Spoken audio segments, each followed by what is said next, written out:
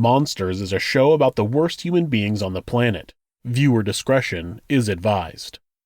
Claudia Hoerig couldn't make her marriage work, and once she realized that her husband Karl was definitely leaving her, she made a plan to get her revenge and ensure she would never be brought to justice. This is Monsters.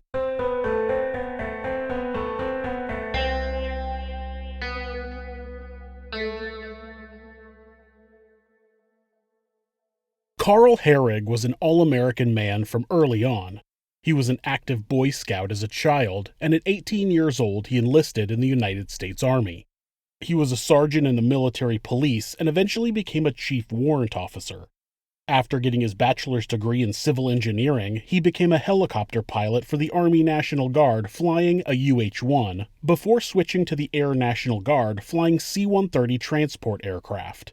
After leaving active duty service, he became a chief pilot and aircraft commander in the Air Force Reserve's 910th Airlift Wing as a major. He was married to a woman named Rhonda Sharp, and the couple had 2 children together. Eva was born in 1987, and Brent was born the following year. Eva described having fond memories of spending time with her father when he was home between deployments. While he was deployed to Iraq, he spent as much time as he could on the phone with his family. The couple eventually divorced around 1998, which was a choice that Rhonda said she would eventually regret, but by the time she realized that, it was already too late. Karl was a good-looking guy with a great personality and a successful career. He had no problem attracting dates and eventually met a woman named Carla del Castillo. Karl's brother, Paul Herrig, said that his brother fell hard for Carla. The problem was that Carla wanted to have children, and Karl wasn't sure if he wanted to have more, so the relationship didn't work out. Longing to replace the one that got away, when Karl met a woman who looked a lot like Carla, he felt like he didn't want to make another mistake and moved forward with the relationship quickly. Claudia Sobrell was an accountant from Brazil. In 1989, she was visiting New York when she met a medical resident and got married. She remained in the United States and became a naturalized citizen in 1999. Shortly after, in 2000, she divorced her husband and began working as an accountant. Like many people at the beginning of the new millennium, Karl and Claudia had been active on dating websites. When the two connected on Match.com, they spent a couple of weeks getting to know each other via online communications. During her testimony at trial, Claudia described meeting Karl. So let's jump back to April 2005. You met Karl on Match.com, right? Right. And after you guys exchanged a few emails, he flew into New York? Yeah, we exchanged a few emails for like a week. And he said, look, I can fly anywhere I want because I have this flying privileges. You can just tell me what time you want to meet, the day and time you want me to be in New York, and I'll be there. But I was working, so I think I told him that he could come on a Friday. He did show up on a Friday, just the way he said. Okay. And he said, you can give me last minute notice. I'll prove to you I can be there. He did. He did that, Okay. just like he said. Okay. So he flew in Friday just like he said? Yeah, he impressed me because, he wasn't lying. He said he could do it, and he did it. I kind of gave him a test. I said, I'm going to tell him last minute. I don't know if I told him that or not. Claudia testified that Karl offered to fly to New York at any time to spend time with her, so she put him to the test and gave him a date and time and was surprised that he showed up. Karl had somehow believed that Claudia was going to be just like Carla and was dead set on having a relationship with her. Chris Swegan, a friend of Karl's, said in an interview with 48 Hours that Karl had told him, quote, I lost the last one. I gotta make sure I don't lose this one as well, end quote. And after he came and visited New York, you continued talking on email and the phone?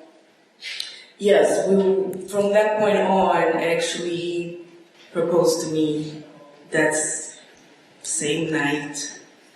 And then we basically, we agreed to get married that same very night. Okay, so let's walk back there a second. So he's in the weekend, Friday, Saturday, Sunday, and he proposed to you. He proposed to me that very Friday. Okay. And what did you think when he proposed to you? I thought it was great. I mean, I was very happy to hear that. But I said, oh, yeah, my intentions are to marry you because I like you, but we need to know each other better, and you need to move to New York. Karl proposed to Claudia the first time they met in person. Claudia said she accepted the proposal, but wanted to get to know him a little more before taking the leap. So they continued a long-distance relationship with occasional trips to visit each other. In May of 2005, on Claudia's second trip to Ohio, Karl took her to Put-in-Bay and surprised her with an engagement party where all of his friends were in attendance. Claudia testified that she was confused about what the party was about. Well, I didn't know that it was a party, but it was. Everybody came to me to say, congratulations, congratulations. And I was embarrassed. I thought I was missing something on the English language. I said, what is that I am missing? Because I don't know what they are congratulating me for. And I was just, thank you, trying to giving it enough time for me to pick up and understand what they were congratulating me for. And they were congratulating me for my engagement. That was my engagement party that I had no idea. I didn't know anything about it. Okay. Did he give you a ring at that time? No. Claudia returned to New York and the couple planned on an August wedding, but those plans quickly changed. At this time you said you guys were talking about getting married in August. Yes. And those plans changed. Why those plans changed? Because he felt that me being in New York and all those pictures that I had on Match.com, and I hadn't yet taken them down. He was afraid that somebody else was going to propose to me and he was going to lose me. So he said, we better close those 500-mile gap because you may change your mind about marrying me. So he was anxious to get married, very anxious. Okay. And so did you guys move the wedding date up? Yeah, then all of a sudden he said, let's forget about this whole thing about marriage, wedding, reception. Let's just go to Las Vegas. Okay. And you guys went to Las Vegas? And then he said, we can have our wedding reception after we get married. Let's hurry up and get married before you meet somebody else. Okay. And so you guys ended up getting married on June 30th, 2005. Yeah, that was only 50 days after we met the first time, yes. Okay. June 30th, 2005. And that was the fifth time you'd actually met in person? Yes. Okay, so he'd been to New York twice, you'd been to Ohio twice, and you're getting married. Yeah. Okay.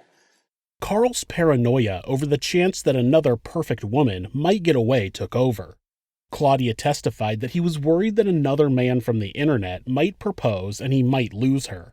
The sad thing is, if someone isn't committed to you enough to not accept someone else's proposal, they aren't committed to you enough to marry. If your relationship is at a point where your boyfriend or girlfriend may dump you at the next offer of marriage, you probably aren't ready to get married.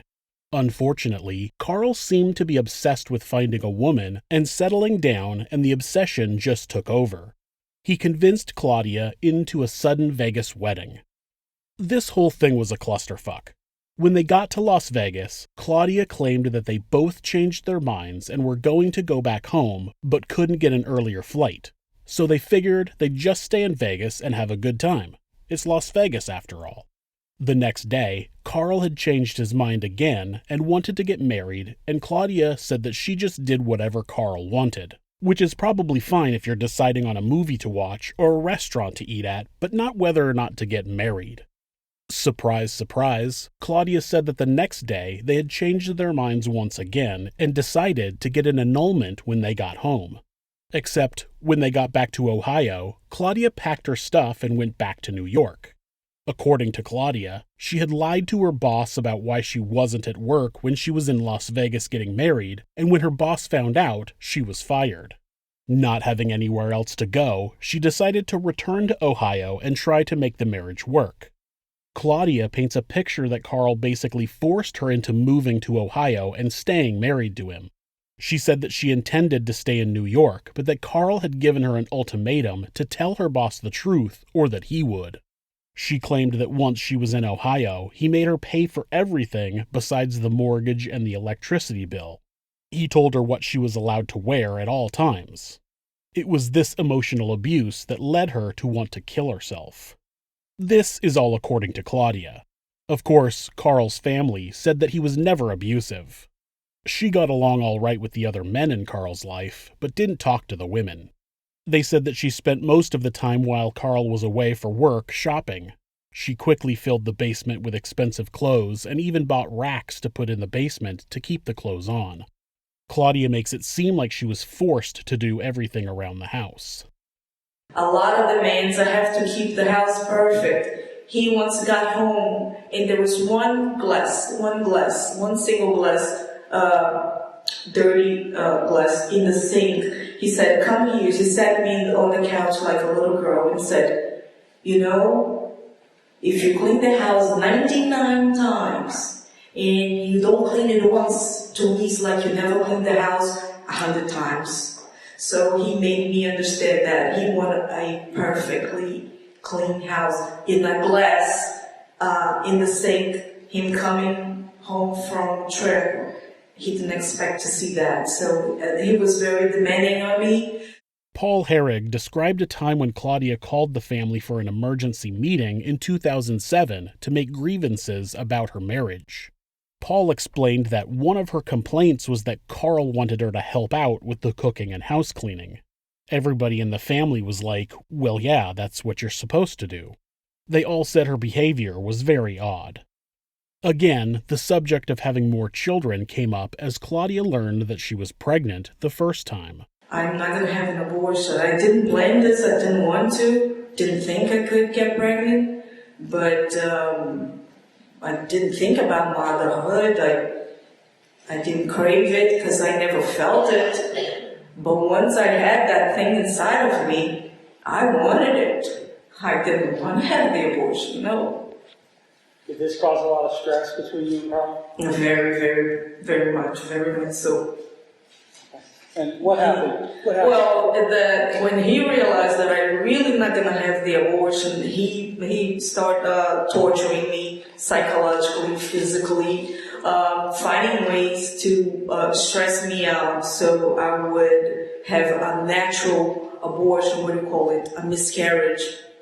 She says that he began torturing her psychologically and physically, and that's why she ended up having a miscarriage. But as a woman who was 40 to 41 years old, the chances of having a miscarriage were already high.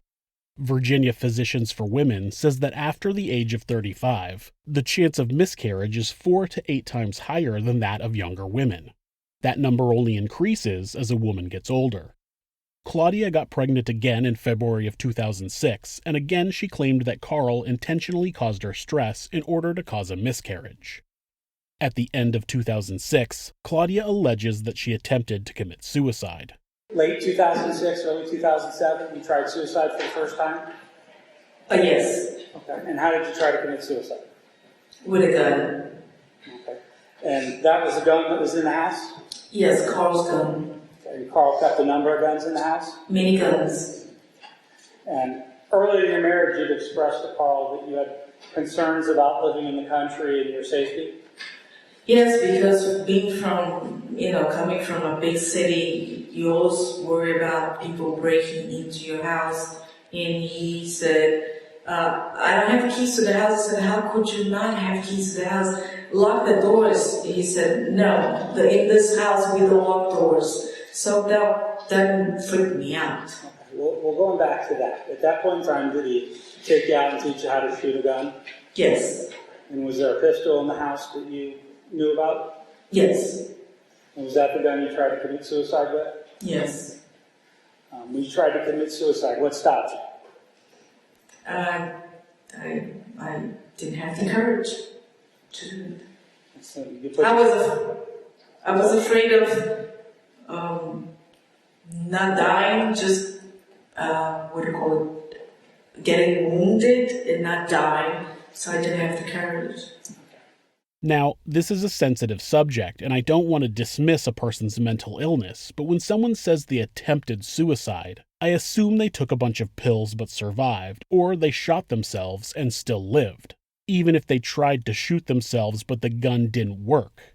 What Claudia describes sounds more like having suicidal thoughts, but not an actual suicide attempt. I've suffered from depression since I was a teenager, and I've had many suicidal thoughts when I was younger, but I've never attempted suicide. I feel like an action that could potentially cause your own death needs to be taken to consider it an attempted suicide. Her description of her attempted suicide was that she thought about using a gun to kill herself, but then had second thoughts and didn't. She describes another suicide attempt in February of 2007. Say it again, what time? February 7th of 2007? Oh, yes. And on that day, you took all the sleeping medication you had? Yeah, the sleeping pills, about almost 30. And you were at your house, right? In Newton Falls, yes. And you told Karl that you did this. I told Karl, look, Karl, I did this. I just want you to know that I took those pills. And I probably will die, but I don't want to die in this house because I don't want you to be responsible for my death. So I'm just going to get in my car and drive away, and I'll die somewhere else. It's not going to be your fault. And in the before I told him that, I went and hid his car keys so he could not just follow me in my car. I just ran. I said those words to him, and I ran in my car, took the car, started driving, and I lost conscience. Real quick, I think less than 10 minutes or 10 minutes maximum, I lost conscience. So I don't know what happened. Where I drove to, I don't remember the driving because I lost conscience. Okay. But you ended up in an accident? I went up in an accident, yes. Okay. This time, she took a bunch of sleeping pills and drove her car into a ditch. Due to this suicide attempt, they admitted her to a psychiatric facility. Claudia testified that she got a diagnosis from a psychiatrist, but they didn't tell her what it was, which is weird. When she returned back home, all of the firearms that had previously been in the house had been removed. Claudia had found work as an accountant after moving to Newton Falls, and she said her stay in the psychiatric hospital caused her to lose her job. She testified that she had been in the middle of an audit, but she missed the deadline due to her absence and angered an important client. According to Claudia, this was the point when she decided to get a divorce. And so after you got out of St. Joseph's Hospital, did you start thinking about getting a divorce? Oh yeah, he tried. He really, really tried for, let's say, a week. He was there. But somehow I wasn't anymore. And I said, no, it's not going to work anymore. We're going to get a divorce. So I turned into Karl, and Karl turned into Claudia. Karl wanted to make the marriage work, and Claudia didn't want the marriage to work anymore. I started pushing him away. I wanted a divorce, but I didn't know that I was pregnant at that time. Not only had she decided to divorce Karl, she was also moving on with another man. And about February 18th of 2017, did you go back on Match.com? Yeah, I figured that it was not going to be easy to move back to Ohio. It was not going to be easy to move back to New York because my resume wasn't good anymore, and I figured that it would be best if I stayed in Ohio, tried a new job here in Ohio, and I said, well, then I'll start dating here in Ohio. And I went on Match.com and I started looking for a boyfriend. And did you meet somebody? I did. What was his name? Bruce Rogers. So you've just decided to divorce your husband and you go right online to find a new boyfriend? Before you're even divorced? Claudia said that she had eventually learned that her former employer in New York would allow her to return to work. She also still owned her condo in New York and was just renting it out, so she planned to move back to New York and broke things off with Bruce. At this time, she claims that Karl was still trying to convince her to stay and work things out. Except that he wasn't. In early March, Karl had rented a small place near his current house and had planned to move out, allowing Claudia to remain in their house. Karl's family described how his plans to divorce Claudia ensured that she wasn't left high and dry. He made sure she would be taken care of. It was also Karl who decided that it was time for a divorce, and Claudia didn't want the relationship to end. This had not been the first time Karl wanted to leave, but the other times Claudia found a way to get him to reconsider. Karl's friend Chris Swegan believed that the suicide attempts were desperate efforts to make him stay. On March 10, 2007, one of Karl's flights had a layover in North Carolina, where Rhonda, Eva, and Greg now lived, and he spent the day with them. While there, he told Rhonda that his marriage to Claudia was over, and he said, quote, "I think I'm leaving when I get back. It's just not going to work out," end quote. In the early morning hours of March 12th, Claudia emailed a letter she had written to Karl to some of her friends. In the letter, she said, quote, "You made me promises that no matter what, there would be no divorce in this relationship. I'm a good woman, Karl. Do not do me wrong, please," end quote. On March 9th, she had discovered that she was pregnant once again. She claims that that discovery made her change her mind about divorce. So my plan was to hide the pregnancy from him and try to make him change his mind about the divorce. So, in her own words, her plan was to hide the pregnancy from Karl and try to make him change his mind about the divorce. But I thought she was the one that wanted a divorce and he didn't. Didn't she say that earlier? Karl wanted to make the marriage work, and Claudia didn't want the marriage to work anymore. So why would she need to convince Karl to not get a divorce? Simple. It was because the divorce was Karl's idea to begin with. She testified that if she couldn't convince Karl to stay with her, she was going to commit suicide. She testified that on March 9th, she authorized the bank to transfer $9,900 in cash that she had in a safe deposit box to her father in Brazil. Her reasoning was that if she was going to die, she didn't want Karl to get that money. The prosecutor argued that being an accountant, she knew that a transfer of $10,000 or more would require the financial institute to report the transfer to the IRS. There was actually $10,300 in the account, but she chose to keep the amount under $10,000. So, according to her, immediately after she finds out she's pregnant, she starts planning her suicide, or is she actually planning something else? The next day, she goes to purchase a gun. I wanted to buy a gun to commit suicide. Okay. And you bought a .357 Magnum? I don't know what those numbers mean. I bought a gun with 5 bullets. I don't know what they mean. Okay. You bought a revolver with 5, that would hold 5 bullets, right? That's what I did. Okay. And then you went to the shooting range? Yes. Okay. Now you knew about slug masters in the shooting range because that's places Karl had taken you? Yeah, Karl almost took me there. Okay. And so you went to the shooting range to practice with the gun? I went there to practice with a gun. Okay. Now, at slug masters, you had them put a laser sight on the gun? Yes, I did. Okay. Why did you have them put a laser sight on the gun? Because I wanted to understand what recoil was. There was a file on the internet that I downloaded with the various methods of how to commit suicide. She purchased a .357 Magnum and practiced at the shooting range. Who goes to a shooting range to practice to commit suicide? Then she had a laser sight put on the gun. To commit suicide? She said that it was to understand the recoil, but if you're pointing a gun at yourself, how on earth do you see the laser pointing at your own head? None of this makes sense. She wanted to make sure she didn't miss Karl. On March 12, 2007, Karl returned home from work and Claudia testified that they discussed their relationship.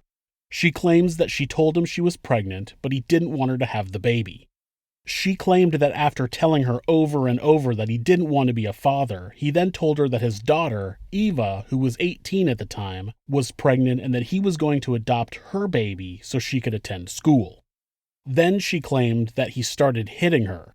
Nobody in Karl's life said that they had ever known him to be physically abusive to anyone. Once he stopped allegedly hitting her, he went into the bathroom and took a shower. She testified about what happened next.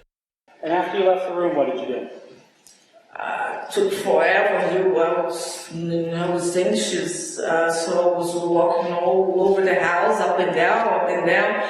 And since I thought about sleeping pills, I had no more sleeping pills in the house because I had taken them all a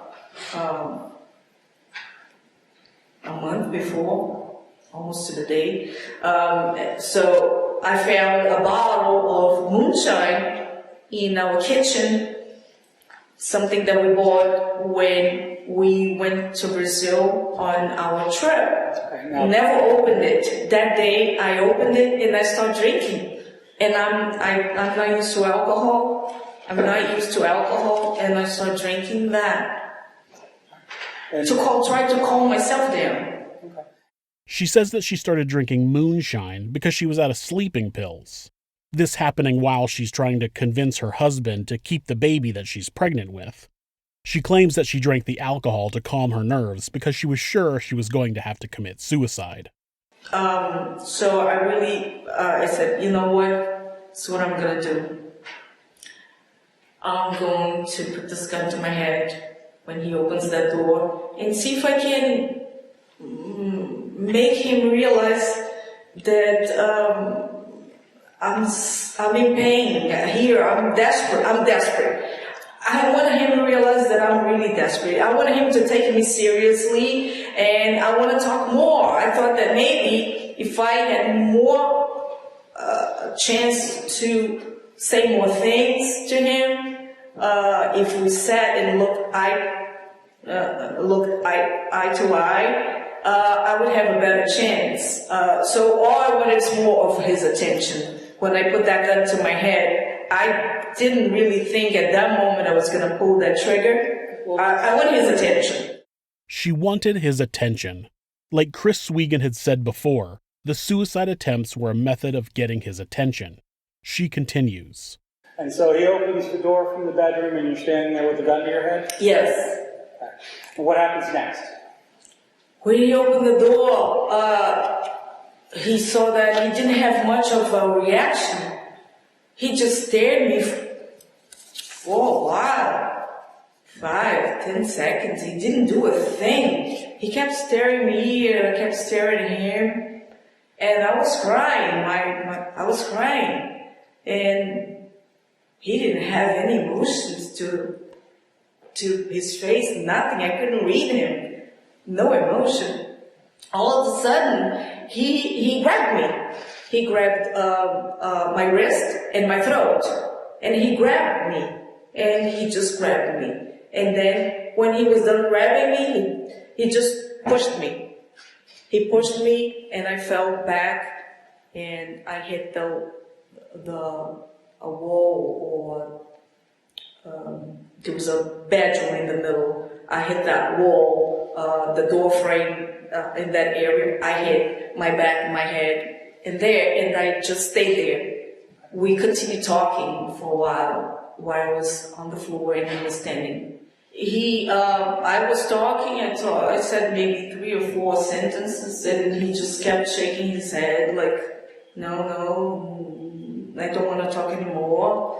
And then he said that was a good idea. Why didn't he wait for me? Why didn't I wait for him to leave the house and then go to the basement and shoot myself in the basement so I wouldn't get blood in his paintings? And how'd that make you feel? I felt very angry. Okay. She claims that he had no reaction to her standing there with a gun to her head, and after pushing her down, they continued to talk. Ultimately, he tells her to go kill herself in the basement so she doesn't get blood on his paintings. Well, I thought to myself, well, that's it. There's no more talking. I'm going to kill myself. But you know what? If I'm gonna die, he's gonna get his wish, the child's gonna die, the three of us are gonna die here right now. So I just, when I started going down the steps, I just got up real fast, I positioned myself behind him, and I shot the first time, and he died instantly. And he just fell, his body just fell like this. And as he was going down, I think his right foot was still up in the air. That's when it buckled and he lost his right shoe. And his body just went boom.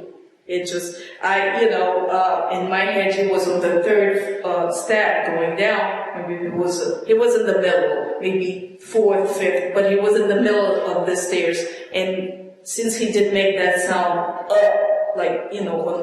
if you were paying, since he didn't make that sound, it didn't move anymore. I know he died from the first shot. She claims that she shot him as he was going down the stairs and that he died instantly. The first shot was to his back, which made him fall down the stairs, and she says that when he hit the ground, he made no sound and wasn't moving anymore, so she knew he was dead. Except, he could have just been knocked out. Also, if she was so sure that he was dead, why do this? I want to say that I went down and shot him, shot more, I don't know, I didn't know if I hit him or not, but in my head, I shot 3 times, and I hit him 3 times, saving 2 bullets for myself. I didn't realize that I had shot 5 times, but I know for sure, in my head, that I shot and hit him 3 times. So you're walking down the steps and you shot him? The first one, I was on top of the stairs. Okay. And he died from this one, I know for sure. But in picking through my brain, I kind of see myself going down those steps and get to the bottom. And I believe that the shot number 2 and 3, I was next to him downstairs. Did you check to see if he was still alive? I did. I checked his breathing. She shot him 2 more times, once more in the back and once point blank to the back of the head. Then she checked to make sure he was dead. Even though she was positive that the first shot definitely killed him. Then she claims that she tried to shoot herself, but the gun was empty. She hadn't realized that she actually pulled the trigger 5 times, emptying the revolver. She then decided that she didn't want to kill herself without saying goodbye to her family, and when she called her sister, she put her husband, a pastor, on the phone to talk her out of it. She began having fears about going to hell and decided not to kill herself. I talk about this in my first ever podcast episode about Timothy Jones Jr., but I find it fascinating that people believe that committing suicide will send them to hell, but murder still gets them a VIP pass into the pearly gates. It wasn't until March 15th that anyone knew that something was wrong. Karl was scheduled for reserve duty but never showed up for his flight. His friends and colleagues said that he had never missed a flight before to their knowledge, and it's understandable because missing a flight was a pretty big deal. Karl's friend, Gary Dodge, tried to call him but got no answer, and after an hour or so, he called the police for a welfare check and met Officer Ronald Lane on site. There was no answer at the door, so they gained entry into the home. That's where they found the body of Karl Herrig lying at the bottom of the stairs, covered in a plastic sheet. Detective Iannucci and I, or now Sergeant Iannucci, we were greeted by Officers Lane, Laswell, and Chief Carlson at the house. Newton Falls police officers. They explained to us that they had been sent there on a check to welfare by one of Mr. Carl Hoerig's co-workers at the Air Reserve Station. He had not shown up for his scheduled fly time. The Newton Falls officers went there, couldn't make entry, but his car was there, so they contacted a family member through that contact at the Air Reserve Station who came to the house and asked them to force entry to check on Karl. Officer Lane expressed to us that they went in through a sliding glass door in the back of the house where he found Karl's remains on the floor in the living room. All right. And from that point, Newton Falls Police had secured the residence to prevent any tampering with any of the evidence or anything seen or disturbance until you arrived. Correct. No one else had been in the house until we got there. Okay. Claudia was nowhere to be found. Once the medical examiner arrived, the detectives documented the condition of the body and collected the evidence. It was discovered that there were holes in the floor. So once you determined that there were some holes in the flooring there, were you able to get some perspective and maybe get some angles or try to see projected paths that may have occurred? Yes. And how did you do that? We went to the basement, and you'll see a picture of that eventually, but we went to the basement. We've seen that the bullets went through the plywood. Actually, one of them went through or into a floor joist, another actually into a hot water tank. Now, using a fiberglass rod or something straight, you put, a bullet's going to travel straight until it comes into contact with something that's going to change its trajectory. So putting a rod into the hole and using a string at the end of it in a straight line, we can get a very close idea of where that round came from, the directionality, I guess you'd say. Might not be perfect, but it gives us a pretty good idea. Close, correct. Okay. So now I'm going to show you what's been marked as purpose of identification, State's Exhibit 40. And if you see, I know it's kind of faint there, we see actually someone's legs at the top of the stairs and a very narrow string going to that location. Is that what you were just referring to? Using a tight string and using the rod to give us the point back to the direction that we believe, we can simulate using the string the direction we believe it came from. We've covered the blood, and just so that you're not really seeing that, but you can see where the string goes to. Okay. Claudia had claimed that she shot Karl while he was going down the stairs, but the evidence showed that Karl would have been at the bottom of the stairs and Claudia shot him from the top of the stairs. Something that would have made that laser sight pretty handy, huh? That first shot made him fall forward, and then she shot him 2 more times while he was on the floor. In searching the house, they also found the gun that was used to kill Karl in an upstairs bedroom closet. And State's Exhibit 58. What we found inside the closet was this 2x4 screwed to the wall with a hole bored in it. And as you can see, there's a muzzle of a revolver sticking through it. And State's Exhibit 59. This revolver, which was later determined to have actually been used to kill Karl, was what we found. And if you pay attention, the hammer is actually back, and the gun was fully loaded. All right. Claudia claimed that she built this contraption as a means of committing suicide. She said she was so afraid of the recoil causing her to miss and become catastrophically injured that she built a device to control the recoil while she shot herself. But for whatever reason she built it, if it was for suicide or not, she didn't use it. The investigation quickly began focusing on Claudia as the prime suspect. Calls to her cell phone went unanswered. They eventually learned that she had fled the country. Were you able to determine at any point that Claudia Hoerig had left the United States? Yes. We tracked her cell phone to where it was pinging, basically, the term that they use. It was triangulating off of towers. We determined that she was in the Pittsburgh area. Then we discovered through that she had used Karl's employee privilege to fly from Pittsburgh to New York, and then ultimately flew from New York to São Paulo. And São Paulo is in Brazil, yes. And that led you to make a phone call with a Portuguese interpreter to try and contact people in Brazil. Right. Yes. That ended up being Fruitless. She killed her husband and then used his employee flight privileges to flee the area. That's cold. She had driven to the Pittsburgh airport and got a free flight to New York. There, she bought a ticket to Sao Paulo, Brazil. She would remain in Brazil for the next 11 years.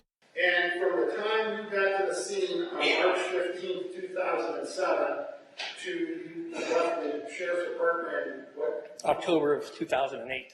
Did you ever hear from Claudia Hoerig? No. And you cannot identify Claudia Hoerig because you didn't speak to her or talk to her. Never spoke with her, never seen her in person. During Claudia's testimony, she claimed that she went to Brazil so she could hug her father, but was still planning to kill herself. She said she rented a hotel room on the top floor of a 19-story building and was planning to jump to her death, but didn't want to hurt anyone walking by, so she didn't. Then she claimed she tried 3 other times at a different hotel, but something came up each time. Then she was going to route car exhaust into the so-called shack she lived in, but the car was too loud and notified the neighbors. It went on, and somehow, being determined to kill herself turned into getting married and moving on with her life. On April 12, 2007, Claudia Hoerig was charged with aggravated murder.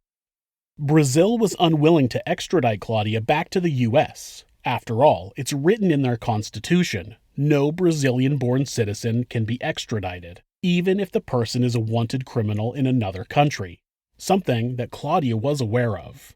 After more than 500 emails to the State Department, the Justice Department, and 2 presidential administrations, Trumbull County Prosecutor Dennis Watkins was not getting much help. Eventually, Brazil offered to let him try the case in Brazil, but he turned down the offer. The crime was committed in Trumbull County, the witnesses were there, and she needed to be tried there. After 6 years of struggling to find a way to bring a murderer to justice, Watkins learned that when Claudia became a naturalized citizen in New York in 1999, she pledged under oath, quote, "I renounce all allegiance to any foreign state or sovereignty, of which I have been a citizen," end quote. She even signed a document referring to, quote, "country of former nationality, Brazil," end quote. Renouncing her Brazilian citizenship in the United States actually changed her status under Brazilian law, and the Brazilian government agreed. They officially stripped her of her citizenship and agreed to extradite her back to the United States. It was a groundbreaking case, as it was the first time in the history that the country was extraditing a person born in Brazil to another country. But they said she chose to become an American citizen, she lost her Brazilian nationality.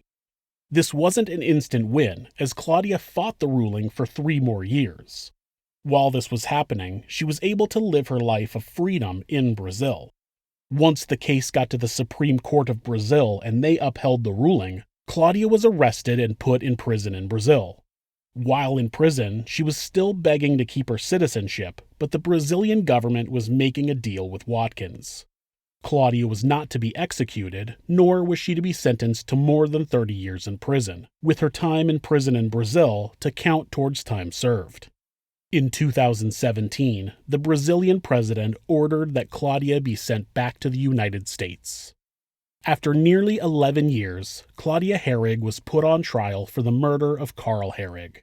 She admitted to shooting and killing Karl. Her defense was only there to argue that the murder wasn't premeditated. Her intention was always to commit suicide, but that she shot Karl in a last-minute fit of rage. We heard her testimony while she was being questioned by her defense lawyer. She explained how Karl pressured her into marrying him, how he was controlling and abusive, how he made her pay for everything, and how she had to be a subservient wife. Most importantly, she got to explain how he had pushed her down and told her to kill herself in the basement where she wouldn't get blood on the paintings. Because of actions you took on March 12, 2007, you would agree that Karl Herrig cannot come in this courtroom and tell his version of events, correct? Neither can my 3 children that he killed. I'm asking you whether Karl Herrig, please try and listen to the question. Can Karl Herrig come in and tell his side of the story? It's an easy question, yes or no? Yes, he can. He can? Yes. Where's he going to come from? If you tell the truth to this court, he can, because I have a recording of every day of my life for 2 years, and this court knows, and Dennis Watkins knows, and you know that my whole life was recorded with voice recording, and it's not in here, was not brought in as evidence. Why are you lying to this court, to this juror, and to Brazil, and to me, to my face? Could you bring my computer here and play the whole tape for these people to hear the whole truth? You have 2 lawyers that are appointed for you to do I don't know what they did. I know what you did. All right. And let's go this route. You'd agree that Karl Herrig can't come in here and sit on that witness stand and tell his side of the story, correct? His voice came. He can answer questions? No. Yeah, thank you. I hate to give advice to criminals, but testifying in your own defense when you're guilty is never a good idea. She got to be all calm and sympathetic when she was being questioned by her lawyer, but suddenly, when the prosecution starts to question her, she's not so sympathetic.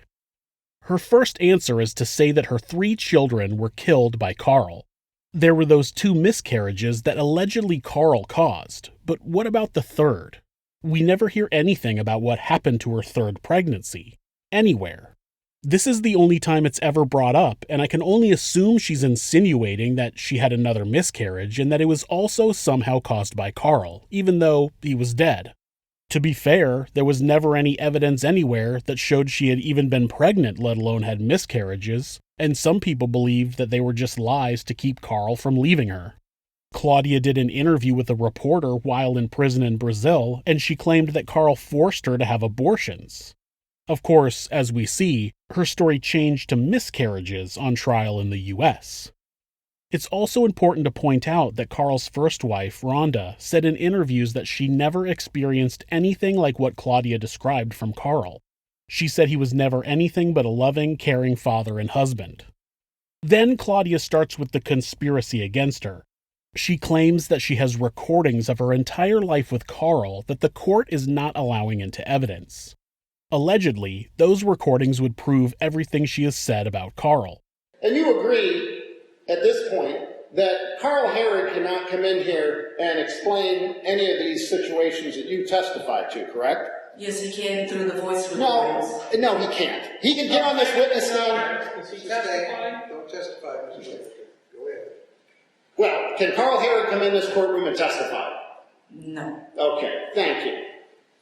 Can Karl Herrig come in this courtroom and dispute or admit or deny anything you said to this detective or to this court yesterday? No. When her lawyer gets a chance to question her on redirect, he brings up those recordings. In response to the state's question, you started talking about recordings that were on your computer, correct? Correct. Did you make recordings of your daily life? Yes, I did. And how did you make those? I carry a tape recorder on my waist 24 hours a day. And where did you save those recordings? On my computer, my PC, that's in Trumbull County Jail. Okay. And why did you make those recordings? Because I have OCD and I had a very bad first marriage with Thomas Bolte, and he put me through hell, made me think that things that he said, he didn't say, so I developed the habit of recording myself to see if I was crazy or not, because he always denied the things that he said. So I developed a syndrome, mania, what's the word? I became obsessed with recording things to make sure I wasn't crazy. Okay. And that's it. He doesn't say anything else about these so-called recordings. So her defense lawyer is aware that there are audio recordings on her computer, a computer that is supposedly in evidence in Trumbull County, and that these recordings could potentially help her case, but he hasn't made any attempt to recover these recordings? There's no mention that there was any attempt to gain access to these recordings. There's no mention of the computer not being found in evidence. Her lawyer puts her on the stand and has her confirm that there are recordings that would prove she's telling the truth, but that he has never used in court. Is he trying to advertise that he's a terrible lawyer? I understand that evidence suppression happens. There are too many wrongful convictions due to evidence suppression and prosecutorial misconduct. But it's weird that the defense lawyer is having her confirm that this evidence is out there that would help her, with no explanation as to why he's not using that evidence. It's possible that the recordings were deemed inadmissible for some reason, but then any mention of the recordings would have been barred at trial. Ohio is a one-party consent state for recordings, so it would have been legal to record Karl without his knowledge. The existence of these recordings is very suspect in my mind. During the prosecutor's questioning, the conspiracy theory came up again. After you walked 10 steps down that to where his body was, that you claim was dead, you put a gun 12 to 24 inches from him, and then when you came back in January of last year, you told this detective you know you're going to be convicted. Is that correct? Yeah, because it's not a fair court. Yes. Yes. And you told There are no this... Brazilians here. You see no Brazilians here, so of course I'm going to be... Am I asking you about Brazilians? I'm sorry? Did I ask you about any Brazilians? No. Slow down. Okay. She believes that the court is not fair because she's not being tried in Brazil. In Brazil, she believes she would have gotten a fair trial, meaning they would have not punished her. You became an American citizen and committed a murder on American soil. Why on earth would you be tried in Brazil? During her testimony, she claimed that she lived some sort of horrible life in Brazil. Roughly almost 11 years you were gone, correct? Yes. During that time you were gone, you got to see your family, correct? Yes? No. You never saw your family when you were gone? Briefly. Well, I thought you told this jury yesterday you had a conversation with your father and he told you loved you and you were in such tears yesterday because of those words. You never saw him again after that? Only one more time after that. What about your sister with lupus? No. Never saw her? I saw her only that month, then I didn't see her anymore after that. You got married, you saw your husband for 11 years, correct? Yes. All right. You got married, right? Yes. You built a house, right? No. You did, I thought you built a house. Right? No, I built a shack. Okay, then you built a house. No, I have no house. So you lived in that shack the whole time? Yes. Okay. You worked somewhere? Yes. All right. You lived your life with your husband for almost 11 years in Brazil, correct? No. Close to 11 years. I didn't live my life. You didn't live your life? No. You didn't have a marriage? You didn't have No. I had a nightmare. Okay. You got to celebrate holidays, Christmases and birthdays? Never. You didn't do any of that? No. Okay. I worked 365 days a year. Okay. She supposedly lived a nightmare, but the news show 48 Hours took Karl's brother Paul down to Brazil and went looking for answers. They found that Claudia had a husband, owned her own accounting business, and lived in a middle-class neighborhood. They had also learned that Claudia was being housed in a cell by herself because authorities believed that she was so desperate to not return to the U.S. that she might murder another inmate to stay in prison in Brazil. Brazilian sentences are much lighter than in the U.S., and even convicted murderers are allowed to leave the prison during the day to have jobs after serving just 5 years of their sentence. In January of 2019, Claudia Hoerig was found guilty of aggravated murder with an added gun specification.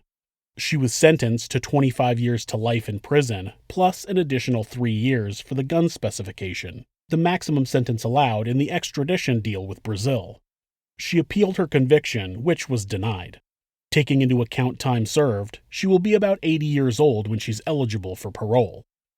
One of Karl's friends and fellow pilot, John Bochiri, said that the last time he flew with Karl, he had told him, quote, "When I take my last flight into the setting sun, and I look back over my shoulder, I hope the people who knew me were happy that they did." End quote.